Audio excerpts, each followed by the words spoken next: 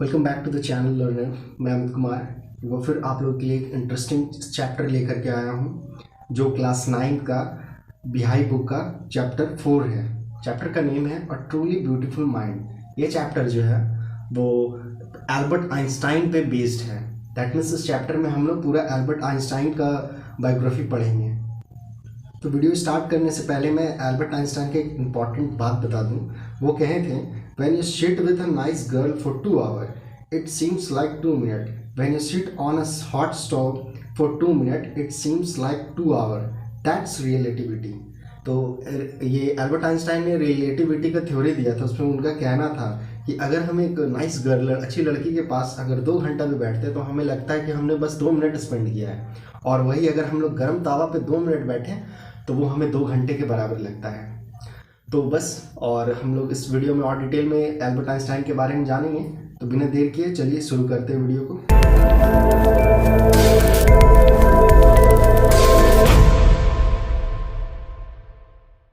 तो इस चैप्टर को हम लोग लाइन बाय लाइन देखेंगे, और जो इंपॉर्टेंट डेट्स है उसे मैं अंडरलाइन कर दूंगा, उसे आप लोग नोट कर लेंगे क्योंकि वो एग्जाम पर्पस और से बहुत इंपॉर्टेंट होगा। तो फर्स्ट पैराग्राफ है, Albert Einstein was born on 14 March 1879 in the German city of Ulm. तो एल्बर्ट आइंस्टाइन का जन्म 14 मार्च 1879 को जर्मन सिटी उल्म में हुआ था। Without any indication that he was destined for greatness. मतलब कोई नहीं जानता था कि, कोई ऐसा इंडिकेट भी नहीं था कि फ्यूचर में इतने बड़े फेमस आदमी, इतने ग्रेटेस्ट पर्सन बनेंगे। On the contrary his mother thought Albert was a freak to hear his head seems much too large. तो इनकी माँ का भी सोचना था कि आप हम लोग सब कुछ जानते हैं कि एल्बर्ट आइंस्टाइन का जो हेड था वो नॉर्मल आदमी से काफ़ी बड़ा था। At the age of 2.5 Einstein still was not talking. तो जब वो 2.5 मतलब उनका एज हो गया था, 2.5 साल के हो गए थे, तो वो बोल नहीं पाते थे, बोलते ही नहीं थे। When he finally did learn to speak he uttered everything twice. मतलब वो हमेशा जब भी वो बोलना सीखे थे तो एक वर्ड को वो 2 बार बोलते थे। Einstein did not know what to do with other children and his playmates called him brother boring. मतलब उन्हें पता ही नहीं था कि दूसरे चिल्ड्रेन के साथ क्या करना है, क्या बोलना है, और तो सारे उनके प्लेमेट्स थे जो वो उसे बोरिंग पर्सन समझते थे। So the youngest played by himself much of time. He especially loved mechanical toys. Look at his newborn sister Maza. He is said to say, "Fine, but where are her wheels?" तो यहाँ पे ये बता रहे हैं कि जो Albert Einstein थे उन्हें सिर्फ मैकेनिकल टॉयज से खेलने में बहुत अच्छा लगता था। मतलब वो फ्रेंड के साथ खेलते नहीं थे, बस अपना मैकेनिकल टॉयज पे ज़्यादा फोकस करते थे। तो उनकी एक छोटी सिस्टर हुई जिसका नाम मज़ा था, और वो कहते थे कि fine but where are her wheels. वो उसे कहते हैं चलो ठीक है ये छोटी बहन है, बट इसका व्हील्स कहाँ है। मतलब आप सोच सकते हैं कितना इलॉजिकली ये बोलते थे कि ये मेरी जो बहन है उसका व्हील कहाँ है। Third, a head masters once told him father that what Einstein choose as a profession would not matter because he will never make a success at anything. तो हेड मास्टर जो थे एक बार आइंस्टाइन के father को कहे थे कि वो लाइफ में कुछ सक्सेस नहीं करेगा। Einstein began learning to play the violin at the age of 6। जब वो 6 ईयर के हुए तब वो वायलिन बजाने के लिए सीखे। Because his mother wanted him to, he later become a gifted amateur violinist maintaining the skill through his life. मतलब उनकी माँ का कहना था कि कम से कम अगर ये वायलिन बजाना भी सीख लेगा तो इसके लाइफ में कुछ ना कुछ तो स्किल रहेगा। तो अब बताते हैं कि Albert Einstein was not a bad people. वो बैड नहीं थे। He went to high school to Munich, where Einstein family had moved when he was 15 months old, and scored good marks in almost every subject. Her subject में उनका अच्छा result आया। Einstein hated the school regimentation and often clashed with his teacher. तो Einstein जो थे वो हमेशा अपने टीचर के साथ झगड़ा करते थे। क्यों करते थे? तो at the age of 15 Einstein feel so still feel there that he left the school for ground. तो ये जो रेगमेंटेशन है इसका मतलब है कि वो मतलब स्कूल का जो नॉर्म्स और रूल होता है ना, उसके कारण वो अपने टीचर से काफ़ी झगड़ा करते थे। मतलब उनको ये स्कूल का रूल्स ये सब पसंद नहीं था। जब वो 15 ईयर के हुए तो उसके बाद वो स्कूल को छोड़ दिए।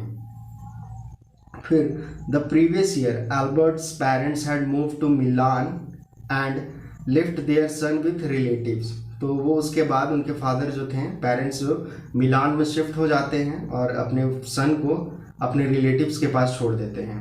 After prolong discussion Einstein got his wish to continue his education in German speaking Switzerland in the city which was more liberal than Munich. तो उसके बाद वो क्या करते हैं कि पढ़ाई को फिर से स्टार्ट करते हैं और स्विट्जरलैंड में जहाँ पे जर्मन लैंग्वेज बोला जाता था। Einstein was highly gifted in mathematics and interest in physics. उनका मैथमेटिक्स में और फिजिक्स में काफ़ी इंटरेस्ट था। And after finishing his school he decide to study at the university of Zurich. तो यूनिवर्सिटी ऑफ जूरिच में वो फिर डिसाइड करते स्टडी करने के लिए। But science was not the only things that appeal to the dashing young man with the walrus moustache. That means कि सिर्फ साइंस ही काफ़ी नहीं है एक इंसान के लिए परफेक्ट होने के लिए। मतलब कि एक इंसान सिर्फ साइंस पढ़ करके ही बेटर नहीं हो सकता, और भी सब्जेक्ट पे उसे फोकस करना चाहिए।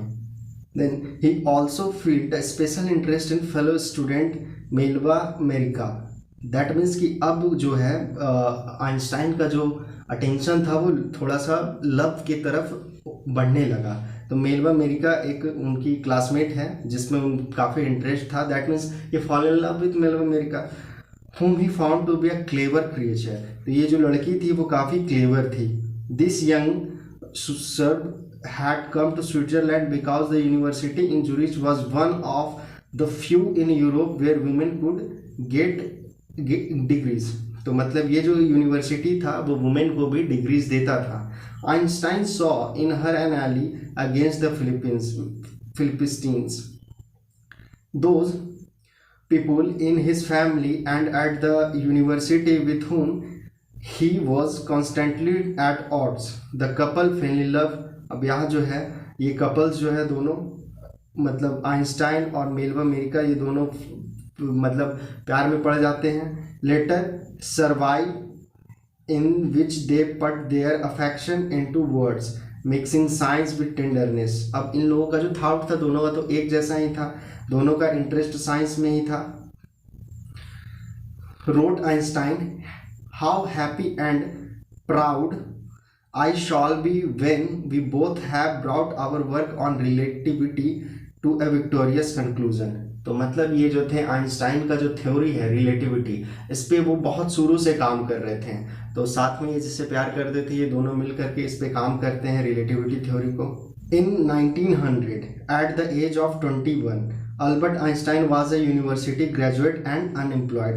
That means 21 के एज में ये ग्रेजुएट भी हो गए और अनएम्प्लॉयड भी हो गए। He worked as a teaching assistant। अब वो टीचर बन गए। Gave private lesson and finally secured a job in 1902। 1902 में उन्हें एक जॉब मिलता है as a technical expert in the patent office in Bern। तो बर्न के एक ऑफिस में इन्हें टेक्निकल एक्सपर्ट के रूप में जॉब मिल जाता है। While he was suppose to be assessing other people invitation, Einstein was actually developing his own idea in secret. तो आइंस्टाइन क्या करते हैं, वहाँ जॉब करते के साथ ही थोड़ा सा सोचते हैं कि उनका जो आइडिया था, उनका साइंस के रिलेटेड जो आइडिया था उस पर वो फोकस करते और चुपके अपना आइडिया पे इन्वेंशन भी करते थे। Einstein was actually developing his own idea in secret. Then he is said to have jokingly called his desk drawer at work the Bureau of the Theoretical Physics। तो वो जो काम करते थे वहाँ उसका नाम था Bureau of Theoretical Physics। तो फिर है one of the famous paper of 1905 was Einstein special theory of relativity. तो 1905 में आइंस्टाइन का जो थ्योरी था, थ्योरी ऑफ रिलेटिविटी, वो पब्लिश हुआ था। According to which time and distance are not absolute. But time और डिस्टेंस जो होता है वो एब्सोल्युटली एकदम राइट नहीं होता है। Indeed, two perfect accurate clock will not continue to show the same time if they come together again after a journey if one of them has been moving very fast relative to the other। मतलब अगर दो watch को हम लोग एक साथ रखते हैं, दोनों का टाइम एक सेट करके ऑन करते हैं, तो पूरा एक राउंड लगाने के बाद जो दोनों का टाइम है मे भी थोड़ा डिफरेंस होगा, यह आइंस्टाइन का कहना था।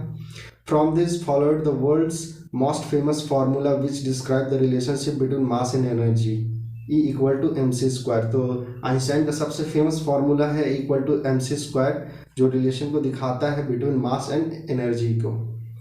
तो in this mathematic equation E stand for energy, M for mass and C for speed of the light in the vacuum. तो आपका E मतलब हो गया एनर्जी, M फॉर मास हो गया, और C जो है वो speed of the light, light speed को बतलाता है इन अ वैक्यूम में, और उसका जो स्पीड है about 3 lakh kilometre per second. इसी में आइंस्टाइन ने एक फेमस लाइन कहे कि when you sit with a nice girl for 2 hour it seems like 2 minute, और when you sit on a hot stove for 2 minute it seems like 2 hour. That's relativity. That means कि अगर आप कोई अच्छी लड़की के साथ 2 आवर बैठते हैं तो आपको लगे कि आपने जस्ट 2 मिनट स्पेंड किया है, और वही आप हॉट स्टोव पे 2 मिनट बैठते हैं तो आपको लगे कि आपने 2 घंटे स्पेंड कर दिए। फिर while Einstein was solving the most difficult problem in physics, his private life was unraveling. Unraveling means कि लाइक प्रॉब्लम में चलना। तो जब उनका ये फिजिक्स का प्रॉब्लम को सॉल्व कर रहे थे, डिफिकल्ट प्रॉब्लम को, तो उस समय इनका जो अपना प्राइवेट लाइफ था, अपना व्यक्तिगत लाइफ था, वो काफ़ी प्रॉब्लम में चल रहा था। Albert had wanted to marry Mileva right after finishing his study but his mother was against it. मतलब वो मिल्विया से शादी करना चाहते थे लेकिन उनकी माँ उसके अगेंस्ट में थी। She thought that Mileva who was 3 years older than her son, उनकी माँ का कहना था कि वो जो लड़की है वो आइंस्टाइन से 3 years बड़ी है, was too old for him. She was also bothered by Milvia's intelligence. तो मिल्विया का जो इंटेलिजेंस था, जितनी मतलब वो इतना तेज थी, उससे भी आइंस्टाइन की माँ को प्रॉब्लम था। उन्हें लगता था कि अगर ये लड़की ज़्यादा तेज रहेगी तो फिर आइंस्टाइन को उतना वैल्यू नहीं देगी। She is a book like you, his mother said. Einstein put the wedding off. तो उनकी माँ का यही कहना था कि वो तुम्हारे लिए एक बुक के जैसे है, मतलब तुम्हारा जो मैरिज लाइफ है वो सक्सेसफुल नहीं रहेगा। तो इस कारण से आइंस्टाइन है जो कि शादी नहीं कर पाते हैं। The pair finally married in January 1903। 1903 में आइंस्टाइन शादी कर लेते हैं मिल्विया से, but a few year later the marriage fluttered. That means कि उनका जो मैरिज लाइफ था वो ज़्यादा सक्सेसफुल नहीं रहता है। Mileva meanwhile was losing her intellectual ambition and become an happy housewife. तो अब है जो कि मिल्विया जो थी, उसका जो एम्बिशंस था उनका कि हम साइंटिस्ट बने, वो उनका धीरे धीरे एम्बिशन खोते जा रहा था। वो बस एक हाउस वाइफ बन करके रह गई थी। After year of constant fighting the couple finally divorced in 1919। 1919 में उसके बाद ये डिवोर्स ले लेते हैं। Einstein married his cousin Elsa the same year. उसी साल आइंस्टाइन जो अपनी कज़न एल्सा से शादी कर लेते हैं। उसके बाद Einstein's new personal chapter coincided with his rise the world fame in 1915। तो आइंस्टाइन का जो पर्सनल चैप्टर था वो थ्योरी ऑफ रिलेटिविटी, वो काफ़ी पूरा वर्ल्ड में फेम उनको मिलता है इससे। In 1950 he had published his general theory of relativity which provided a new interpretation of gravity. तो वो ग्रेविटी के बारे में, ये थ्योरी ऑफ रिलेटिविटी से ग्रेविटी के बारे में बहुत सारी बातें पता चलती हैं। An eclipse of the sun is 1990 about the proof that it was accurate. तो इनका जो थ्योरी था जो टाइम को लेकर के, वो 1919 में प्रूफ हो जाता है। Einstein had correctly calculated in advance the extent to which the light from fixed star would be deflect through the sun gravitational field. तो सन का जो ग्रेविटेशनल फील्ड है वो प्रूफ हो जाता है। The newspaper proclaimed his work as a scientific revolution. तो newspaper भी ये दावा करता है कि इनका जो वर्क है थ्योरी ऑफ रिलेटिविटी का, वो एक साइंटिफिक रेवोल्यूशन लाया। Einstein received the Nobel prize for physics in 1921। तो 1921 में आइंस्टाइन को नोबेल प्राइज मिला फिजिक्स में। He was showered with honours and invitation from all over the world and lauded by the press. तो अब उनको पूरा वर्ल्ड में फेम मिल गया, और प्रेस वाला भी उनका ये जो थ्योरी ऑफ रिलेटिविटी को बहुत ज़्यादा बढ़ा चढ़ा करके पब्लिश किया, बहुत डिटेल में बतलाया, और ये काफ़ी फेमस हो गए इससे। When the Nazis come to the power in Germany 1933, Einstein immigrated to United State. अब 1933 में नाजीज जो है पावर में आ गए। नाजीज कौन थे? तो हिटलर जो थे, वो जब पावर में आ गए जर्मनी में, तो आइंस्टाइन है जो कि यूनाइटेड स्टेट में शिफ्ट हो गए हैं। 5 years later the discovery of nuclear fission in Berlin. तो 5 साल के बाद न्यूक्लियर बॉम्ब के बारे में इन्वेंशन हो गया था बर्लिन में। The had American physics in uproar तो अमेरिकन फिजिक्स लोग काफ़ी टेंशन में आ गए। Many of them had fled from fascism just an Einstein had and now they were afraid the Nazis could build and use an atomic bomb. तो अब Einstein को भी डर था कि अगर नाजिस एटॉमिक बम बना लेते हैं तो काफ़ी पूरा वर्ल्ड प्रॉब्लम में आ सकता है। फिर है at the urging of college Einstein wrote a letter to American president Franklin D Roosevelt. तो फ्रैंकलिन डी रॉजवेल्ट को आइंस्टाइन एक लेटर लिखते हैं 2 अगस्त 1939 में। वो वार्निंग देते हैं a single bomb of this type exploded in a port might very well destroyed the whole port together with some of the surrounding territory. वो बतलाते हैं कि अगर ये एटम बम को एक भी पोर्ट पे अगर ब्लास्ट किया जाए तो उसके आसपास का जितना पोर्ट है, टेरिटरी है, वो भी बर्बाद हो जाएगा।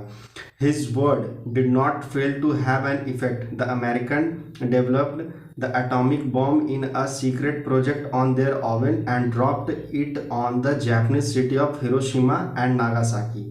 तो हिरोशिमा और नागासाकी में अमेरिकन जो है ये न्यूक्लियर बम को ब्लास्ट करते हैं इन अगस्त 1945। तो Einstein was deeply सेकन by the extent of the destruction. Einstein जो इस हमले से काफ़ी तरह शॉक हो गए थे पूरी तरह से। This time he wrote a public message to the United Nation. ये अब यूनाइटेड नेशन को एक तरह से लेटर लिखते हैं, बतलाते हैं।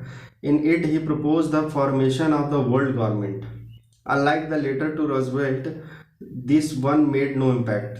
तो जैसे वो रॉजवेल्ट को लेटर लिखे थे लेकिन उन पर कोई प्रभाव नहीं पड़ा, वो फिर भी जापानीज सिटी में ये एटॉमिक न्यूक्लियर अटैक किए हैं।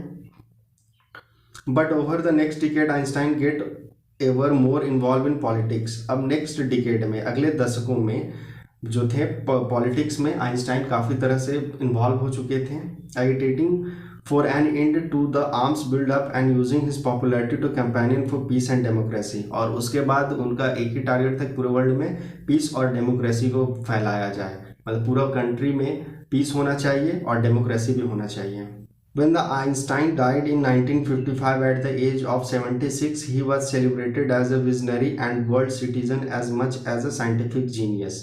तो 1955 में आइंस्टाइन का डेथ हो जाता है और वो उस समय 76 ईयर के ही रहते हैं और तब से मतलब पूरा वर्ल्ड है जो कि उनको साइंटिस्ट को एक साइंटिफिक जीनियस के रूप में मानते आ रहे हैं।